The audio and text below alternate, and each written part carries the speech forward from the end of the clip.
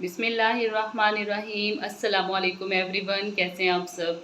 इस उम्मीद के साथ कि बिल्कुल ठीक ठाक होंगे। अनमोल किचन से हाजिर हूँ मैं एक नई रेसिपी के साथ। तो व्यूअर्स, आज मैं बनाऊंगी मटन पाया। मटन पाया रेसिपी किस तरह से बनती है, बिल्कुल आसान तरीके से। तो सबसे पहले मैंने यहाँ पे ले लिया है मटन के पाए हैं मेरे पास। साथ में मैंने ले लिए 2 अदद बड़ी साइज़ के टमाटर और 6 से 7 अदद हरी मिर्चें, 4 अदद बड़ी साइज़ के प्याज थे और ये कुछ छिला हुआ लहसुन है मेरे पास। ये कुछ खड़े मसाले मेरे पास, जिनमें सबसे पहले 10 से 12 अदद काली मिर्चें हैं, 1 टुकड़ा दालचीनी का है, 1 टेबलस्पून है मेरे पास ज़ीरा, 1 टेबलस्पून खुश्क धनिया, 5 से 6 अदद लौंग है, 4 अदद छोटी इलायची, 2 अदद बड़ी इलायची और ये 2 अदद बादियान के फूल। तो चलें सबसे पहले हम लहसुन और प्याज को पीस लेते हैं। किस तरीके से हमने इसको बनाना है, तो चलें बनाना शुरू करते हैं। तो यहाँ पे मैंने ग्राइंडर का जग ले लिया, उसके अंदर मैं सबसे पहले शामिल करूँगी लहसुन। लहसुन के साथ ही मैं इसमें प्याज शामिल करूँगी और फिर अच्छे से इन दोनों चीज़ों को थोड़ा सा पानी डाल के पीस लूँगी। बिल्कुल थोड़ा सा पानी डाल देती हूँ। चलें जी, ये लहसुन और प्याज का पेस्ट जो है वो हो चुका है रेडी, ये देख सकते हैं आप। अब दूसरी तरफ प्रेशर कुकर में मैं शामिल करूँगी ऑयल। करीब 1 कप के ऑयल ऐड कर लेते हैं। चलें जी, और अब इस ऑयल में मैं डाल दूँगी वो पेस्ट जो मैंने अभी रेडी किया लहसुन और प्याज का।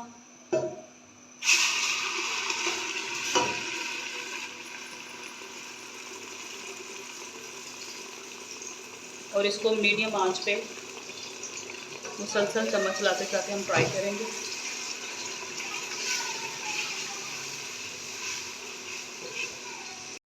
तो लहसुन प्याज हमारा फ्राई हो रहा है। दूसरी तरफ हम लहसुन प्याज के फ्राई होते होते टमाटर और हरी मिर्चें जो है इनको भी पीस लेते हैं, क्योंकि पाया रेसिपी में बनना होता है शोरबा।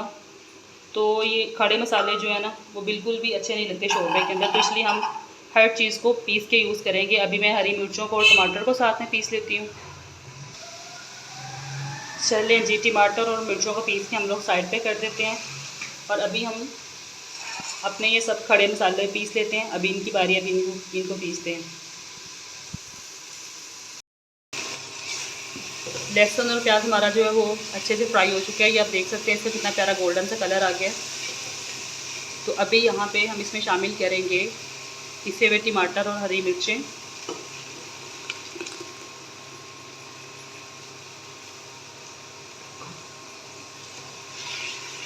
अब इनको अच्छे से भून लेंगे, इतना फ्राई करेंगे कि टमाटरों का भी पानी खुश्क हो जाए अच्छे से। टमाटर का पानी अच्छे से खुश्क हो चुका है। अभी यहाँ पे मैं शामिल करूँगी 1.5 टीस्पून नमक, 1 टीस्पून लाल मिर्च का पाउडर। मिर्च हम बिल्कुल थोड़ी सी इसलिए यूज़ कर रहे हैं क्योंकि हमने काली मिर्च का इस्तेमाल भी किया और हरी मिर्च का भी किया है, तो इसलिए हम लाल मिर्च थोड़ी कम ऐड करेंगे। साथ इसमें जाएगी 1 टीस्पून हल्दी। अब इनको अच्छे से मिक्स कर देते हैं और साथ ही मैं इसमें शामिल कर दूंगी 1 कप दही। 1 कप दही का शामिल कर देते हैं ताकि ग्रेवी अच्छी थिक सी बन जाए। दही डाल के हमने मुसलसल चम्मच चलाते रहना ताकि ये अच्छे से मिक्स हो जाए इसके अंदर। चलें जी, यहाँ पे हमारा पाया मसाला जो है वो बनके बिल्कुल रेडी हो चुके हैं। अभी मैं यहाँ पे शामिल करूँगी जो मसाला मैंने पीस के रखा था, 1 टेबलस्पून भर के यहाँ पे शामिल कर देती हूँ। कुछ को मैंने बचा लिया, इसको मैं एंड पे यूज़ करूँगी। और ये मसाला जो है हमारा पाया था वो बन के रेडी हो चुके हैं। अभी इस स्टेज पे मैं इसके अंदर शामिल कर दूँगी पाए।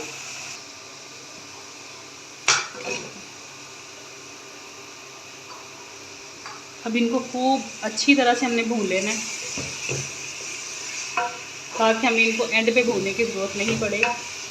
पायों को पहले भून लेने का मकसद ये है कि बाद में जब ये गल जाते हैं अच्छे से तो जब इनको भूनते हैं तो फिर इनकी हड्डियाँ अलग हो जाती हैं, गोश्त अलग हो जाता है। तो अगर पहले से हम अच्छे से भुनाई कर लें फिर एंड पे हमें भूनने की ज़रूरत नहीं पड़ेगी। तो पाई यहाँ पे 7 से 8 मिनट तक मैंने भून लिया अच्छे से इनको। जहाँ पे मुझे लगा कि इनका मसाला जो है वो साथ में चिपक रहा है तो मैंने थोड़ा थोड़ा पानी भी शामिल किया।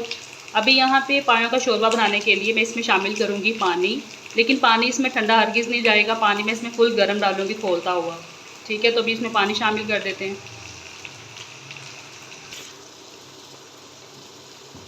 तो ये गया जी इसके अंदर गर्म पानी।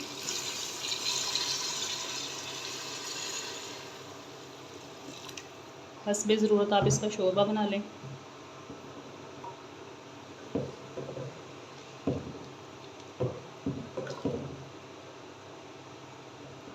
अभी मैं इसको ढक के वेट लगा दूंगी, और वेट जो है मैं 35 से 40 मिनट तक इसको वेट को दूंगी और उसके बाद खोल के दिखाऊंगी आपको।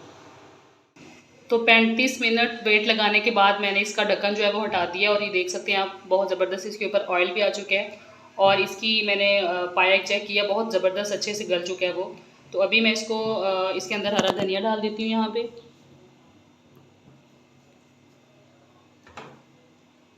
और साथ में जो मैंने पिसा हुआ मसाला बचाया था कुछ वो ऐड कर देते हैं,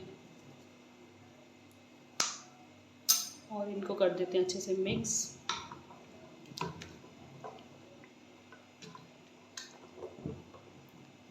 ये पाए आप देख सकते हैं बिल्कुल अच्छे से गल चुके हैं। चलें जी, मैं अब इनको डिश आउट करती हूँ।